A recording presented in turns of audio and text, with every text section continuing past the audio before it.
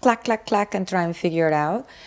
I wanted to do this main branch extended streams for months. I even made a promise that I was gonna do it at one of Francesco's New Year's resolution things. But then life got in the way of it. So today, this morning, I just finished a stream with the Model Mondays, the Foundry team. Yeah, that is a lot of models in this world. I feel like we live kind of silo in this little world where we're only looking at the Premier Labs. And I mean, I say we, but it's like me. I feel like I'm definitely in that silo. So it was really interesting to learn about some of the more enterprise specific models. If you want to watch that, let me find you the link for that.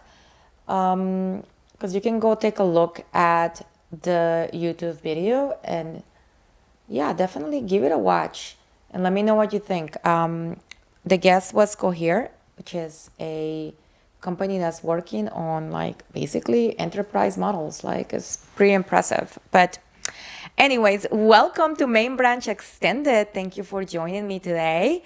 This is gonna be a little bit rocky because it's the first actual organized one. So we're gonna try and not go by the seam of our pants and stay on task and hopefully on time. So this week's main branch included a GitHub update, some opinions, always the opinions.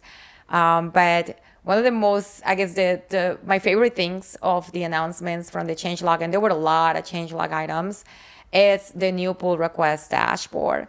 And if you've not seen the new pull request dashboard, I definitely encourage you to take a look. You can look at the blog at the changelog release. By the way, this is looking beautiful, changelog team. And basically, you know how you have this inbox and everything lands there as far as notifications is concerned. Well, it's kind of hard to keep track of your pull requests. I've had just most recently done a little audit of the pull requests that I have open, and boy, it is the land of, it's like the abyss. So it's actually a good idea that now you have this brand new view. To access it, you just go to github.com/pools. Remember a couple of weeks ago, we actually went live with the repos where you can go to github.com/repos. And if you are authenticated, then you get a list of all of your repos. So if you have, I think I had like 307, it makes it really hard to scroll down and look through things. But this is a fantastic view. And now the same experience has come to pull requests. So now you actually get to do it like that. So definitely check it out. You do have to enable it. And you want to enable it, you want to be able to save the views, which I think that's one of the most powerful things. So if you have queries, like you're always, let's say you're currently working on a project, you know you're going to have a lot of PRs to review, you can do a save query for that. And then you're not coming back and having that same input fields is already there and saved. There is same powerful filtering that you're getting with issues, same advanced search. And remember, you got to go to the feature preview. And I guess there is now a new note here on how to enable the new dashboard. For me, it popped up as one of the options, like it just said, let's see if it comes up open. And it might not actually show it to me because I'm gonna be authenticated with my work account. But I'll try and switch. Let's see if I switch to another account. This is my bots account. I mean, for demo purposes only. But if we switch to, what was it, PRs? Look, I'm doing a really good job at, what is the name of the view? Let's see, it is pools. There we go. And let's see if it's gonna actually show it. So, pools. I love this. Okay, well, so my little duck here doesn't have anything pending for review. But it's pretty cool though. It actually gives you a really good view. I like the idea of being able to save and filter. So if you get this view, like you're seeing here now, I have this try the new experience. It's an option I have. So if I go here, now I'm in the new experience. So pretty cool. Another thing that's popped up here, and it's actually, I'm glad that I logged into this account so you can take a look at that. If you have not done this yet, you want to review the update about the Copilot training data. That's going to go live April 24th. So if you have not scrolled down this list, there is a privacy section here for you to just enable or disable. This is from last week's main branch, but relevant still, and I'm glad it popped up. So if I don't want to contribute, I just hit disable. Again, this doesn't mean that GitHub is looking at your private repos to train anything. That's not how it works. But if you don't want to be part of the training, then you can do it right there. So very simple. So that was the first update, a really cool one. Then the next one is about actions, which it seems to be the topic du jour. If you missed it, last week I also published an article on actions, and it's here on my blog, and I can share it on the chat as well. Take a look at it. There is a lot of information there that I wish I'd known about actions. Just tips to make your life experience with actions a little bit more pleasant. Is it perfect? It's not. I literally hold zero punches on this blog. I'm very proud to be able to be honest with you and tell you what works and what doesn't. So as a user and sufferer, I made a list. I hope it's useful to you. Check it out on your own time when you get a chance. But there is actually an actions fix this week, which I am so happy to see. I feel like the past 3 or 4 issues of main branch, there has been an action. I think 3 issues ago was all about actions, actually. So all I can say is, honestly, this team is cooking. They're working really hard. They're really trying to make this better for everybody. And I appreciate, I think the team actually does encourage feedback. No, what is it? You're not empanada to be liked by everyone. It's gonna be hard sometimes for people that they're not gonna be excited about the slow improvements, because it's been a long time coming and it's been kind of painful for a lot of us. But when I tell you that the company and the team is super invested in making this a better experience, I'm saying that genuinely and honestly. So if you run service containers in your workflows, and this is very interesting because I think a lot of us are doing that now when we are actually bringing, either when we're working with the Copilot SDK or we have any kind of agentic workflows, and we want to run them in containers, which is the safer way to do it. Now there is a way for you to use the entry point and command keys directly into your YAMLs. So it just follows the same conventions for naming. So it should feel kind of familiar. This is gonna save you time. So check it out if you haven't. Another improvement, quality of life improvement for actions for all of you. And what I'm listening to is this amazing podcast from Simon. Hey, there's a little bug here on my let's find it. I think it's called Lenny's software or Lenny's podcast. Let me see, Lenny's podcast. Yeah, there's a little bug there where it didn't bring me the link. So while we're here and we have a little bit of time, let's get that fixed. Now, because I have the absolute privilege of having a lot of tokens, I'm gonna just assign that to an agent quickly, because that's one way that I don't have to spend any time on it. So we will use the Copilot Cloud Agent. By the way, that is a new name for the Copilot coding agent. It is now called the Copilot Cloud Agent. Not to be confused with any of the other Copilot agents, but just so you know, because that's what's happening. So CCA, Copilot Cloud Agent, where you see it, nothing has changed except it's getting even awesomer. But let me just quickly, let's go to, this is my main branch. What it is this is my my page, my repo for it. And let's say add the link to Simon's podcast, and we'll just dump that link there. I want this to be a task, so I'm gonna assign it to the cloud and just kick it off, and off you go. And actually make sure it's added in all 3 versions. And I say that because main branch is, by the power of LLMs, well, softly by the power of LLMs. By the power of me being bilingual, we have it in 2 versions, but now actually we also have and I'm so proud to be able to do this. And I want to share why I did that as well. I'm kind of here, there, and everywhere, highly caffeinated today, but I was getting tagged on this action. There is this creator, and I gotta find the name, and I didn't pop up this weekend because that's usually when I see him, that he runs that action on Fridays. But he's got this sort of agent digest for tech news, and it's been like, I don't know, 3-4 times that it's popped up where it tags me because it's either a blog post that I publish or I'm mentioned in some publication. And it's a Chinese developer, and it's a Chinese made account.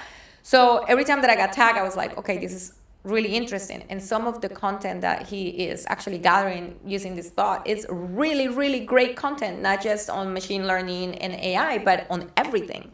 So I went sort of down a rabbit hole of, okay, well, what would it take to do this so I can actually take some of those news that are coming from there.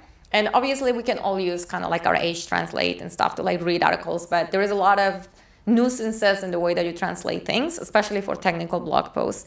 So I did a lot of experimentation until I found myself satisfied with a specific model that's doing really good translation for me for Chinese. So I decided to do it, and I open source a repository where if folks are reading the content, and it is, because my newsletter project is not open source, but this part of it is, where if you see a translation of an article and it is in simplified Chinese and it is not sensical, like the model let us down, even though I put it through, I got some really interesting, and maybe that'll be a good topic for a stream another day, some really good quality controls on the way that it edits and audits itself. Including cultural nuances, technical terms, and this is all like, it's a very sort of specialized model that I'm using for it. So far, so good. I've not heard anything about the translations being poor, but if you do speak, please go by and take a look at the translations. And on the actual article itself, at the very bottom, there is a link to the repository where all of the translations live, and this is a link that is this project itself is open source, and this is just so that I can just kind of keep track of it and improve it if we need to do it. I think one of my actions that I have plugging the articles here directly failed this week because I'm only seeing 20 articles and we're on issue number 21st. So anyways, so excuse my, obviously it's not going to be perfect, but I wanted to be able to serve that community, and I figured why not? I'll try it. I was being pinged myself in something that I couldn't understand, but I'm like, I'll try it, and then I can share some of this amazing content that maybe otherwise wouldn't be seen. So I'm doing that in the most actually just humbling and respectful way. I appreciate being included in that conversation, even though I'm so far away from that region, but I love it. Everybody's eager to learn, and I please tag me on things. Like literally I did this because I was tagged on something that I couldn't understand, and I was like, wait a minute, what? Look at this incredible digest of news. That's what Main Branch is all about. So there we are. But back to the main topic. So this incredible podcast is almost 2 hours. And I show you the link. It's Lenny's podcast. We can go back to it so you can see it. He's got some really, really interesting ones.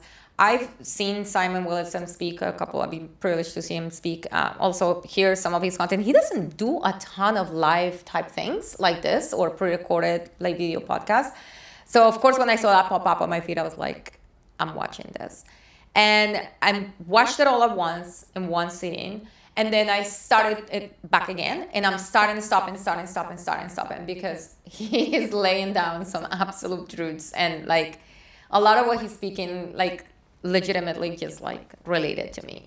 One of the points that he made that was actually one of the promos for the podcast is how we get in this mental exhaustion state, because now we have, I don't know how many agents you have. I have a few. And everybody, you're feeling like if you're wasting compute, you're wasting tokens if you're not having these agents work 1,000 miles an hour. But what happens is if you have actually good quality controls on what your agents are making for you, then you're going to find yourself in need of that PR view more than ever, because you're going to have a ton of open PRs that you need to review from your agents. So yes, it's great that we have access to all of this, but the mental anguish that comes with like, I now have 30 PRs that I need to review because I had these agents running a dream cycle and now they have proposals for me in the morning. So he just articulated it so beautifully. I literally like blew my mind. I was like, yes, Simon, that's exactly how I feel. I feel like shit. Even though I'm getting like so much done and I'm super productive, but mentally I'm exhausted because literally the first thing I do when I open the morning, first in the morning, I do two things. I go on the mobile app. So if on the GitHub mobile app, if there are any work that I left an agent assigned to the night before, I want to look at it. And then I go into Telegram to see what my OpenClaw agents have been up to overnight. So by the time that the next day, 10, 11 o'clock comes around, you're cooked, you're tired. So he does articulate a lot of that. Super important, regardless, I mean, if you're starting your career, mid-career points, senior year, it doesn't matter. Like, there's a lot of points from Simon's podcast that are very, very useful and applicable. And an interesting shift in the way that we've gone through so many sort of stops and goes when it comes to how AI adoption is affecting all of us. And we're entering a very interesting inflection point as an industry. And he really does a really good job at describing what that looks like. So have a listen. And then for what I'm using this week, Anthropic. No, I'm not using Anthropic, but well, I am using some of the Anthropic models with the Copilot Cloud Agent, but they cut off access to the OpenClaw users. This morning I read something, I'm not sure if it's correct, that now you can't even use it using the flag. Like, there was a couple of complaints about it online. So tough news. Tough news. But good news if you have a Copilot subscription, because you can actually use the Copilot CLI as your model provider. So if you are mourning the loss of Opus and you don't want to give Anthropic any money, then use the Copilot CLI. Take a look in the newsletter at the very end. I actually add how to do that. It's literally 2 commands. And I think there is a new update to the OpenClaw harness. I've attempted to update it on one of like my physical agents, like the one that actually has a home that's not in the cloud. And there was an error about a bug that caused the agents to hang. It is a Windows machine. Not sure if it's related to that. But I would recommend that you do that upgrade, do the update first, and then you can go ahead and switch out your model. So yeah, it works just as well. So I honestly have no complaints. So grateful that I get to use all of GitHub's tokens for this. So thanks a lot. I used it over the weekend also to create a little project that's called Proof Agent. Been reading a lot about this concept of adversarial verification, which is the opposite of staying in like echo chambers. And if you've been using the same model for the same type of task, you start to notice a pattern, right? Like they want to please you. And 9 times out of 10, when there are mistakes or there are things that either you've said before or is in a set of instructions that's not being followed, it's almost like you're having the conversation over and over, but then you're kind of arguing with the same person about the same thing, and it changes nothing. So a good way to automate that process of arguing is creating an adversarial verification process. And there's a lot of ways that people are doing this. They're doing it with multiple agents. They're doing it by having that sort of variety in like the broader view, like the 50 terminal windows, and I'm assigning the same task to 5 different, and then take a look at outcomes, which is a way. But again, for efficiency and time, and because I'm already like fried and it's only 4 p.m., like I don't have the mind space for all that, I turn this into an action. So it's already in the marketplace. You can go ahead and use it if you want. But what it basically does is it creates a worker and verifier agents that are separate from one another. So if one agent that is using a model made a mistake, it's not going to defend the choice, because there's going to be a verifier agent that is going to come behind it and say, this is incorrect. There's a couple of tests that I added there's a demo repo that's got like some just very like some obvious and some not so obvious violations of like my instructions to the agents, and then some that are back to like core security fundamentals that will never see the light of day in production. But they're there as an example of the verifying agent in action, and so you can see what it does and how it works. Let me see if I can find the link to the demo. I thought I had linked it on this repo. Maybe I didn't. I guess I did not. But I definitely have a good sample. Let me see. Is it repos or my repos? I go through this once y'all. I have a thing where it's like I cannot remember what it is. I think it's my repos. Is it my repos? I don't know. If not, I will find it. We can take a look at it in this one, which is a private project, so you get to see behind the scenes. So this one is testing the workflow, the integration of it, but basically once it runs through, it will give you, these are all just testing ones. I think these were failed runs, so that's not a good one. Let me find the repository quickly, because I want to show you actually what it looks like once the agent is run through its adversarial process, and what the verification looks like on the other side, where it's like, okay, what does that mean? Now that it's run through and it's verified that there is an error, there isn't an error. And one thing I really enjoyed about the way that I created this action is that, this is a demo of it, so you can actually see it, is that you actually get, you get sort of the criteria. You can really personalize the criteria of the action to where if there are only one file change, for example, in this particular run, you see there was only one file change and there were no sensitive files detected. So in this action, the criteria is I need to have at least 3 or more file changes, because I also don't want this to be nosy. I don't want it to actually add to that mental burden that I was sharing, right? So instead of doing that, this one actually, I edited the file changes then so that we could actually see a run, and you can see how it's giving me like a clear fail. Tell me what the critical issues are. So I'm looking at this not beyond what it is, which is to create sort of that verifiable like proof of work from the agents and kind of pit them against each other in a way so that I'm getting the best possible code out of them.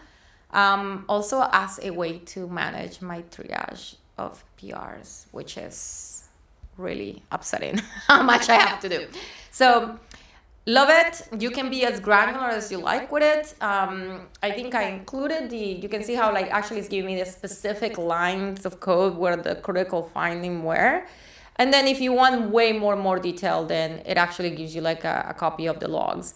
But I mean, the action is in the marketplace, but you can make it whatever you want. So it's sort of like the core idea is there, and you get to edit it however you want to. So if you haven't seen it, check it out. It's on the repo. It's called proof-agent. Give it a go. Let me know how it works out for you. But I think the easiest way for you will be to just install it and then install it on the project where you're doing some deep work and then see. It's been interesting to see because I have it running with different models. So the adversarial agent, like the relationship is not pulling from the same. And it's very interesting to see like how they approach problem solving and what gets called. So play about with that. And that was for what I was using because I use GitHub Copilot CLI to help me build that. Honestly, since Copilot entered my life, writing YAML is not nearly as terrible. So this week I listened to that podcast. One of the things that was mentioned on that podcast, which I had a good little crack out of, is the lady mentioned that there are companies that are buying pre-2022, so like pre-ChatGPT, they're buying the code. I don't understand that. Like companies are buying code that was that is available. So they're calling it like the artisanal code. Those were their words, but okay. But it was interesting because it reminded me of this. How many of you have code on the GitHub Arctic Bolt? And how many of you do even remember what the GitHub Arctic Bolt is? And this was like, I don't know, y'all. I have to be honest. I feel like half of it, at the time, I really did think this was a vanity project. I'll be 100% honest with you. I thought it was very expensive. And yeah, I had opinions. And now we live in a post-ChatGPT era. And there is actually probably a lot of maybe value on this pre-2022 vault of code. So if you have not heard about this, check it out. If you had code in GitHub in public repositories, I think this was done in 2018 or 19. then you are a contributor to the Arctic Vault. And that means that your amazing code is sitting there waiting on civilization to be revealed. Yours and mine. So that was just, it kind of cracked me up because companies are actually buying that now. And there is a vault that you have put in the Arctic full of all of our amazing code. So, like I said on my newsletter, take comfort in knowing that the most subpar Java of my life, maybe that you ever seen, is there. Just waiting, preserved. I hope you had a good weekend. It was Easter weekend for those of you who celebrate. I took my bunnies to brunch and we have fun. We had a nice lazy weekend. And then I squeezed in one more article of something that I've been dying to share, which was the proof agent. And actually added a little Easter egg in it. And congratulations, because someone actually found it and they're going to get their present. I'm about to order it and send them their way. I like doing fun things like that. I hope I start maybe adding those as part of my weekly newsletters. But thanks for reading. Thanks for watching. If you have not subscribed, please go to mainbranch.dev. I'm in it to win it. And that honestly, writing this newsletter is more an exercise for me on focus. And there is so much noise out there, like it gets really overwhelming. And since I've been doing this, it's really improved my understanding of a lot of things that are very deeply rooted to fundamentals. So yes, it is important to stay current with the times. And I do talk about things like the adversarial agent exercise as a proof of that, right? Like we're still learning. Hey, Wilson. Wilson wanted to say hi. But let's not lose track of our core fundamentals and the things that made us actually not only be good at writing code, but actually give a crap about it and enjoy it. So this has been Andrea. I'll see you next week. I'm going to try really hard to do another one of this. And next time I'll actually open some chat windows so I can see if anybody